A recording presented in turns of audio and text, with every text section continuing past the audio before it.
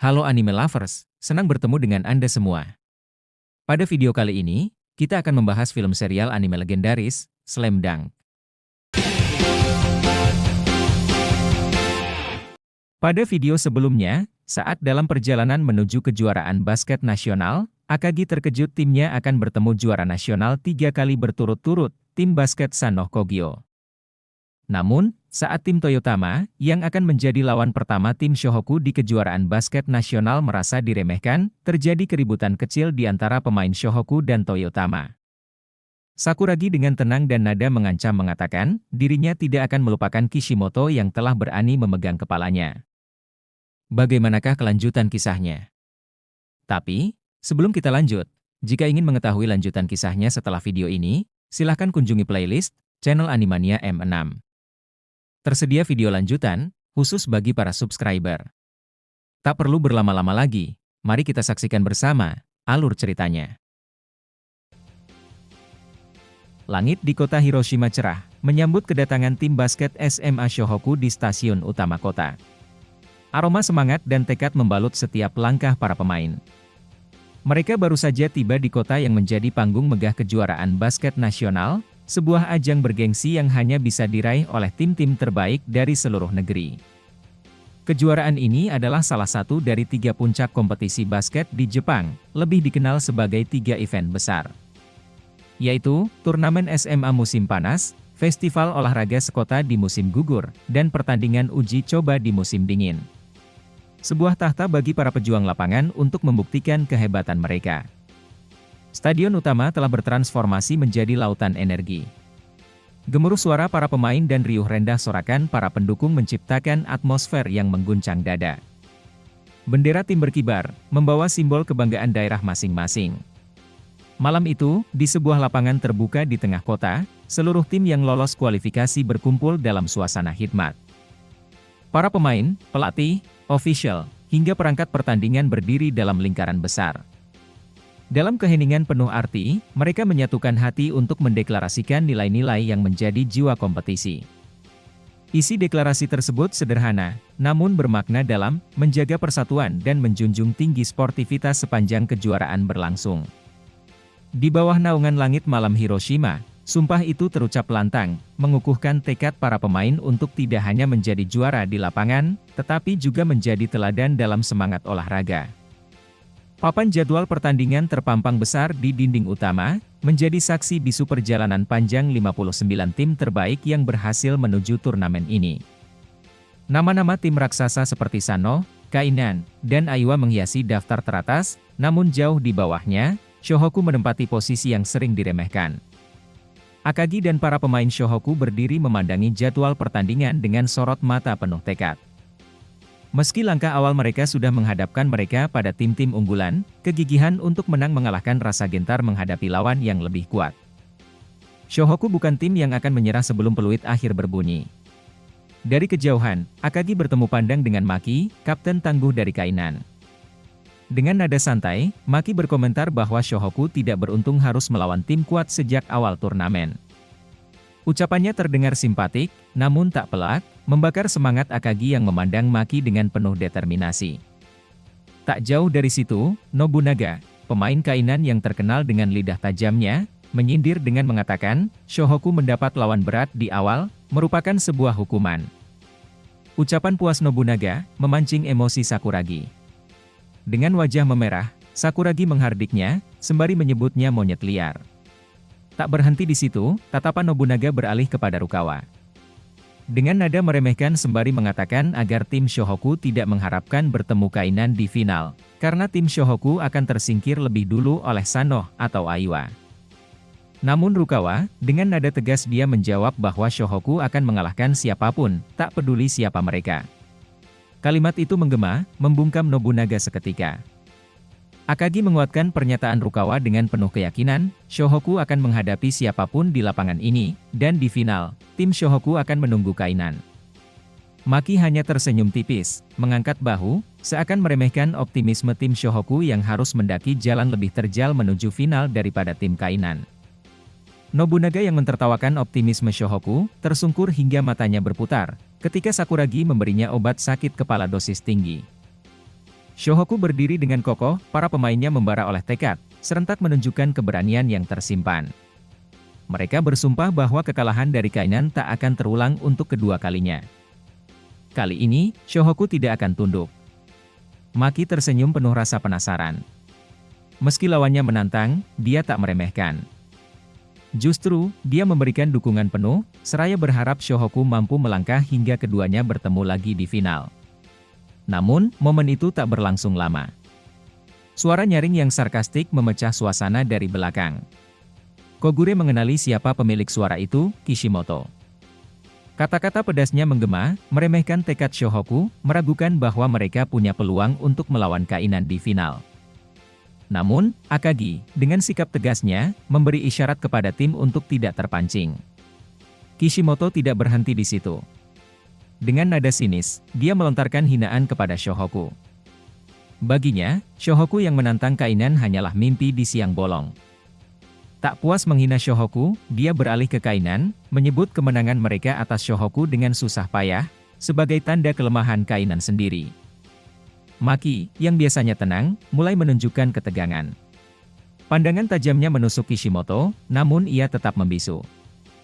Lalu, dengan nada tenang yang penuh ancaman tersirat, Maki melontarkan satu pertanyaan tajam yang membuat Kishimoto terpaku, siapa dia sebenarnya?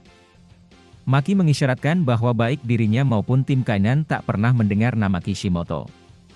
Pernyataan Maki membungkam suasana, membuat Nobunaga dan Sakuragi tak dapat menahan tawa mereka. Sembari tertawa terbahak-bahak, keduanya menyebut Kishimoto si monster berambut panjang. Hinaan Kishimoto yang sebelumnya menciptakan keonaran, kini menjadi bumerang. Ia dipermalukan oleh dua tim yang sebelumnya menjadi target ejekannya. Merasa malu dan terpojok, Kishimoto melangkah lebih jauh. Dia menantang Shohoku untuk berkelahi. Namun, tantangannya tidak membuat Shohoku gentar sedikit pun. Para pemain Shohoku, yang dikenal sebagai mantan berandalan, menjawab tantangan itu dengan sikap dingin, menantikan apakah Kishimoto benar-benar memiliki keberanian untuk bertindak. Keributan itu menarik perhatian anggota tim Toyotama yang lain. Mereka datang menghampiri, membuat suasana semakin memanas. Tiba-tiba terdengar teriakan lantang memecah kegaduhan, menghentikan aksi kasar yang hampir lepas kendali. Kogure menarik napas lega, menyadari situasi tidak berakhir lebih buruk.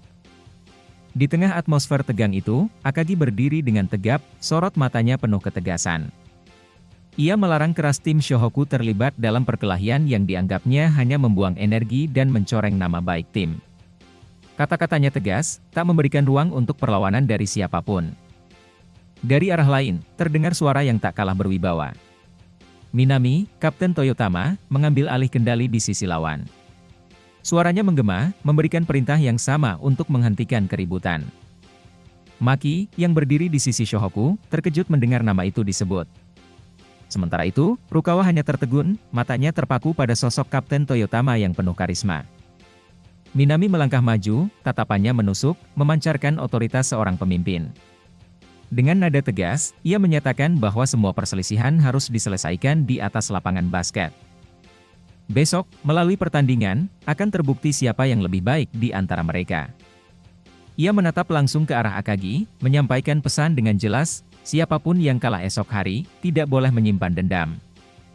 Pesan itu menyusup ke hati Akagi, yang diam-diam terkesan oleh kedewasaan Minami.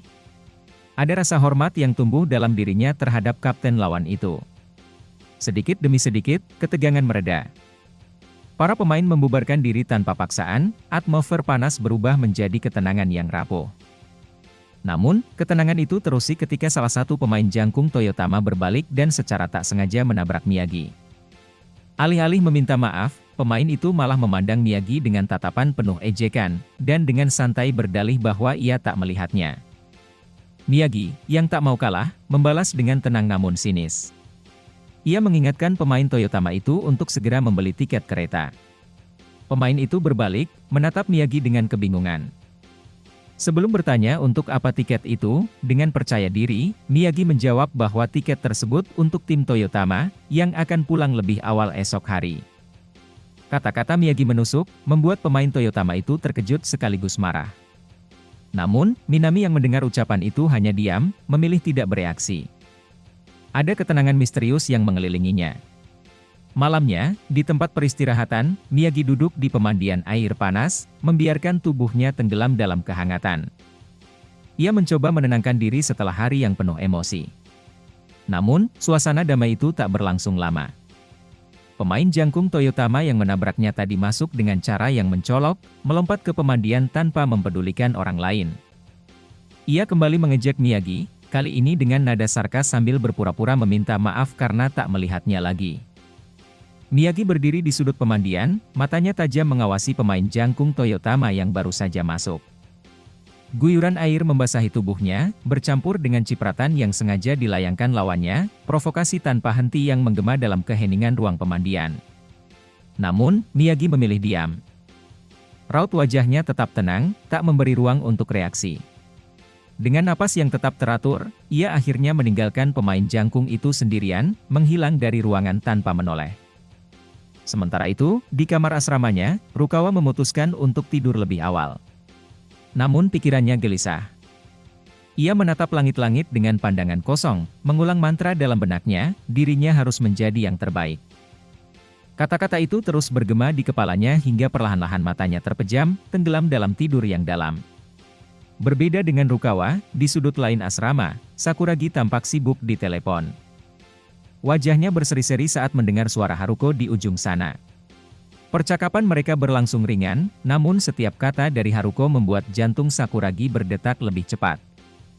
Ketika Haruko menyemangatinya untuk memberikan kemampuan terbaiknya di pertandingan esok, Sakuragi merasa seluruh energinya meluap.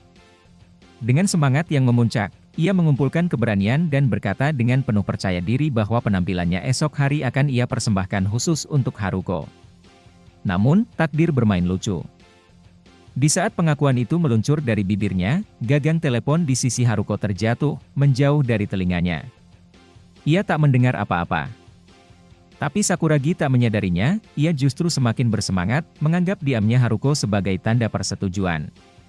Dalam pikirannya, ia yakin bahwa Haruko merasakan hal yang sama. Malam semakin larut, membungkus asrama Shohoku dalam keheningan yang sunyi. Hanya terdengar desiran angin yang menyelinap melalui celah jendela. Kogure, dengan langkah hati-hati, berkeliling memastikan para pemain muda sudah terlelap, mengumpulkan energi untuk pertandingan besar esok hari. Saat ia membuka pintu kamar Mitsui, ia mendapati sang mantan MVP masih terjaga. Mitsui terdiam, pandangannya terfokus pada buku katalog pertandingan di tangannya. Tatapannya mengisyaratkan beban yang berat, seolah mencari jawaban di antara deretan nama dan statistik. Lalu, Kogure melihat Akagi, sang kapten tim Shohoku yang terlihat gelisah, duduk terpaku di kursinya dengan mata yang kosong menatap ke arah luar. Wajahnya mengeras, pikirannya terjerat pada satu pertanyaan, mengapa Shohoku hanya diberi peringkat C, di bawah bayangan Kainan dengan peringkat A yang terus menghantui pikirannya. Di sisi lain, tanpa saling bicara, Mitsui memikirkan hal yang sama, perasaan ganjil atas tim Toyotama yang juga mendapatkan peringkat A. Pikiran kedua pemain itu seolah tersambung, berbagi keresahan yang sama tentang bagaimana tim-tim lain dipandang lebih unggul. Tiba-tiba, Akagi memecah sunyi, menoleh ke Mitsui dengan tatapan penuh tanya. Akagi bertanya kepada Mitsui, apakah pernah Mitsui merasa gugup menghadapi sebuah pertandingan besar? Pertanyaan itu dilontarkan dengan suara rendah, hampir seperti sebuah pengakuan. Mitsui balas menatap, menyipitkan mata sebelum balik bertanya kepada Akagi, apakah dirinya sedang gugup? Akagi tidak menjawab dengan kata-kata. Posturnya yang tegang, tangannya yang gemetar, sudah cukup menjadi jawaban. Mitsui dan Kogure hanya bisa terdiam, menatap kapten mereka yang untuk pertama kalinya terlihat begitu rapuh. Merasa perlu melepaskan tekanan, Akagi berdiri.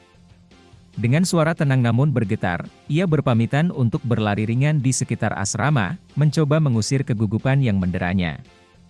Sepeninggalnya, Mitsui menoleh ke Kogure, wajahnya menyiratkan keterkejutan. Mitsui tidak menyangka, Akagi yang begitu kuat, bisa terlihat sangat gugup. Kogure hanya mengangguk pelan, memahami sepenuhnya. Akagi memikul mimpi lolos ke kejuaraan basket nasional sejak dia masih di bangku SD. Lolos ke kejuaraan nasional adalah tujuan Akagi selama ini. Di luar, di bawah langit malam yang dingin, Akagi berlari dengan langkah mantap. Keringat dingin membasahi pelipisnya, tetapi tekad dalam hatinya semakin menguat. Ia membisikkan janji kepada dirinya sendiri, bahwa Shohoku tidak akan kalah dalam pertandingan pertamanya melawan Toyotama. Mimpi yang ia kejar seumur hidupnya akan dimulai dari sini. Bagaimanakah kelanjutan kisah serunya? Untuk mengetahui kisah lengkapnya, silahkan tonton video selanjutnya.